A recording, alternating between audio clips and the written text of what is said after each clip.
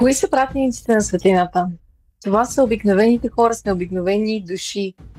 Думата на английски Lightworker означава пратеник на светлина на български. Това са хората, които са дошли на земята да променят света и да го направят едно по-добро място за всички нас, като започнат с сегашните поколения и продължат с идните поколения.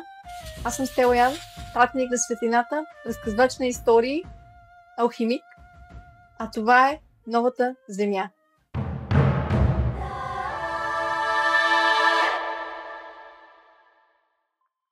Пратениците на светлината се намерят в различни краища на света, включително България. Те са тук да предизвикат нашите вярвания и да ни помогнат да си спомним кои сме всъщност на нивото на нашата душа. Някои от нас са живели много животи на земята и сега е дошло нашето време да си спомним мъдростта от всички тези животи и да я прекараме през всичко, което творим, докато сме живи. Пратениците на светлината са хората, които няма да спрат, докато не променят света към по-добро. Това са душите, които са тук, за да бъдат символ на промяната. Те не просто вярват, че света може да бъде едно по-добро място, те вече са го видяли. В целите си, в мечтите си, призванието си да бъдат тук. Пратениците на светлината са хора като мен и теб. Те могат да бъдат твой съсед, твой учител, твой родител или твоите деца. Новата земя е подкаст, където говорим с пратениците на светлината за това как си представят бъдещето на земята, започвайки от България. В новата земя си спомняме кои сме и се връщаме обратно към ценностите, които ни правят добри хора и добри българи. Някои от нашите гости в момента са в България, защото знаят, че тяхното призвание е директно свързано с това да бъдат пратеници на светлината в България. Други са из целия свят, защото тяхната душа ги кара да пътуват, да творят от различни краища на света, да си спомнят кои са, докато обикалят, докато се срещат с други души. Аз съм един от тези хора. Моят дом никога не е бил България, когато става въпрос за духовно чувство. Аз знам, че съм родена тук с цел, но моята цел ме кара да пътувам из целия свят, да се запознавам с хора, които се намират на хиляди километра разстояние от България. И въпреки това, аз съм тук, обратно в България, защото душата ми иска да си спомня нещо за моята лична цел, но и да помогна на други хора да направят същото. В новата земя ние ще се върнем обратно в миналото, обратно към нашите корени, за да можем да осъзнаем и нашия потенциал и да открием това, което ни прави по-магически в настоящето, за да го пресъздадем още хиляди пъти и да направим бъдещето още по-приказно за всички от нас. Пратениците на светлината са дошли тук, за да служат на Бог. Те не са религиозни, но са дълбоко свързани с собствената си душа, както и със света над нас, около нас, света, който не може да бъде видян, но може да бъде почувстван. Пратениците на светлината не са винаги духовни лидери, но винаги ще откриеш душата им в това, с което се занимават. Дали е творчество, дали преподават, дали създават собствен бизнес. Те са водени от собствената си душа, от собствената си мисия да бъдат пратеници на светлината, да споделят своите таланти с земя, нашата земя. Пратениците на светлината не винаги са творчески настроени, но когато видиш творец, който е пратеник на светлината, ще усетиш неговата музика, неговите картини директно в своята душа. Неговата поезия ще говори на твоята душа и ще пробуди нещо в теб, което те кара да споделиш собствената си светлина със света. Такъв е ефектът на пратениците на светлината.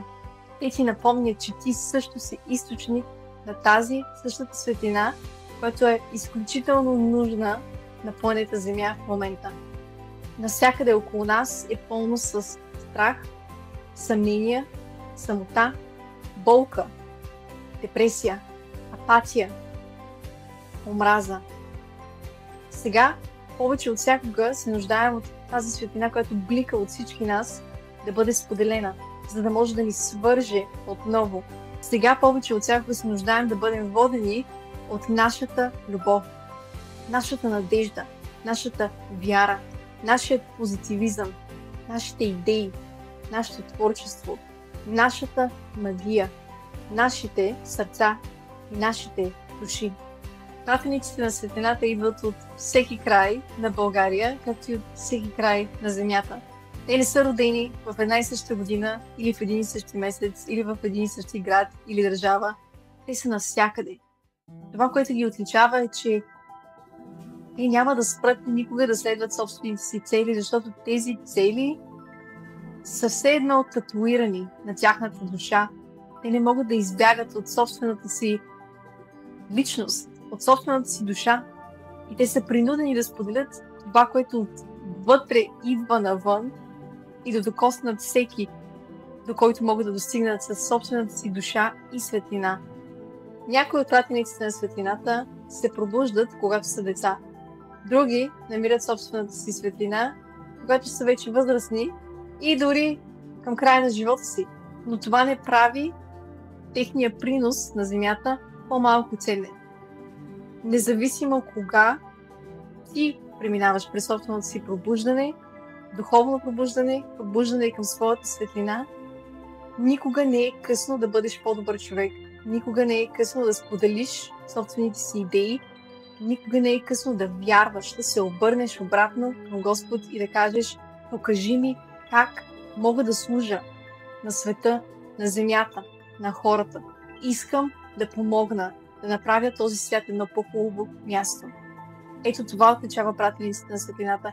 Те не спират да търсят как могат да служат на света. И те не търсят спрямо какво казва обществото, те търсят спрямо какво чуват отвътре.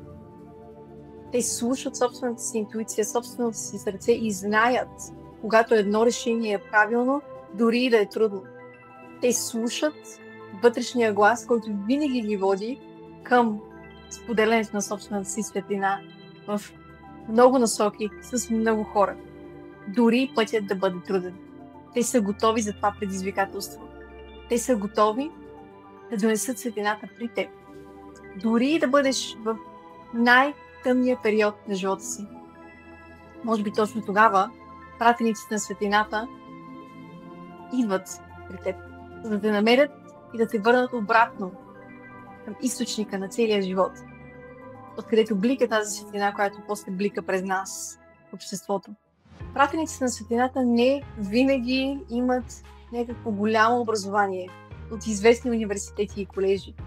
Понякога те са обикновени хора, които просто винаги са искали да помагат другите и са водили съвсем прост и елементарен живот, но техните сърца са чисти. Техният оптимизъм е винаги с тях, каквото и да се случва в техния живот. Това отличава пратениците на светлината. Но има и такива, които са завършили престижни университети, които са имали дълъг опит, професионален, в известни компании. Когато са чули този вътрешен глас да ги води обратно към източника, обратно към собствената им светлина, далеч от фалшивите структури на обществото, които ни карат да забравим кои сме. Защото е време всички ние да си спомним кои сме и защо сме дошли на Земята. Всеки един от нас има цел, мисия, която трябва да изпълни, за да помогне на собствената си душа да премине през еволюцията нужна, за да се превърне в следващата версия. Защото също както ние може да живеем един и същи ден и да го наричаме живот, така и нашите души могат да преминават през едно и също нещо, живот след живот, без да еволюират. Нашето пробуждане помага не само на нас да споделим потенциала си, а и да развием душата си до следващото ниво, за да може следващият живот, който прекараме на Земята, да бъде още по-пълноценен и още по-магически. С още по-голям смисъл и значение за нашето присъствие в тази споделена матрица на живота. Еволюцията на Земята зависи от нашата еволюция. И сега е времето да си спомним кои сме, защо сме дошли тук и какво предстои за всички нас всеки ден, когато се връщаме обратно към себе си, обратно към нашата цел, мисия, сърце и душа. Големите промени, които искаме да видим в света, трябва първо да се случат вътре в нас. Трябва ние да се превърнем в по-велика версия от предната версия, която беше в предния ден, и предната седмица, и предния месец. Само това развитие, вътрешно развитие, може да ни помогне да осъществим тези големи цели, планове и мечти, които имаме в външния свят. И ето за това планета Земя пробужда всички нас и ни напомня, че сме пратеници на светлината, за да можем и ние да почнем да пробуждаме нашите братя и сестри, за да могат и те да споделят тяхната светлина, за да могат и те да направят техния принос и да помогнат Земята да се развие така, както ние се развиваме. Защото развитието на Земята е директно пропорционално на нашето вътрешно развитие. И там, където има войни и конфликти, там развитието е спряло. Или тези, които създават конфликтите, там развитието е спряло. Пратениците на светлината не спират да се развиват. Не спират да се питат как мога да бъда по-добър човек за мен, за хората, които обичам, за целия свят. Така ще ги разпознаеш. Пратениците на светлината са силно свързани с природата. Те обичат да прекарат време с природата, те обичат да комуникират с природата, те обичат да бъдат свързани с животните, с цветята, те обичат да творят заедно с тях. Така ще ги разпознаеш.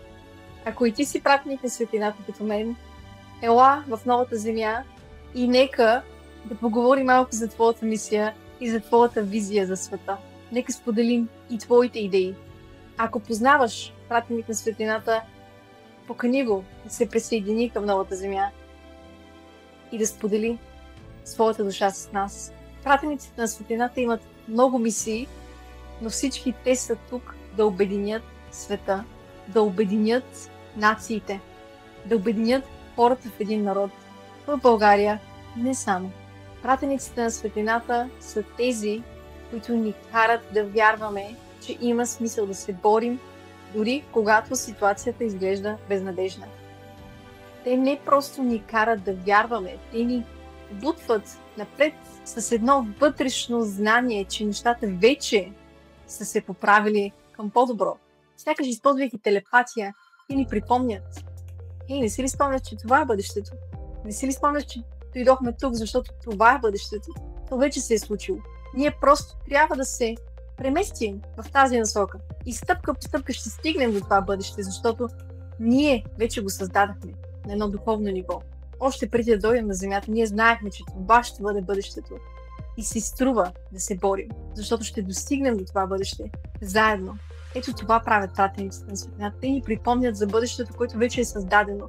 Бъдеще, което е много по-красиво, творческо, светло, обединено, мирно от нашето настояще, където все още виждаме прекалено много конфликт, раздразнения, натиск да бъдем такива, каквито не сме, манипулация, хора, които се дразнят един на друг за най-малките неща, защото всъщност те не са щастливи със собствените си избори. Хора, които се опитват да накарат да се почувстваш по-малък, отколкото си, защото те се чувстват сякаш нямат никаква сила останала в тях. Точно тогава идват пратениците на светлината и те ни припомнят, че ние сме източника на тази сила, че ние сме източника на тази магия и че този източник, който сме ние на всичко, което можем да бъдем, остава с нас до края на живота ни. Няма трудност, която не може да преодолеем. А щом сме живи, значи не сме изпълнили все още целта си. Значи все още има какво да видим, да направим, да споделим, да дадем. Щом си жив и си тук, ти имаш още много неща да правиш. Имаш още много неща да си спомниш за себе си и за хората около теб. За бъдещето, което в момента творим. Аз съм Стела Ян, пратеник на светлината, разказвач на истории, алхимик. Надявам се, че ще се присъединиш към новата земя с мен.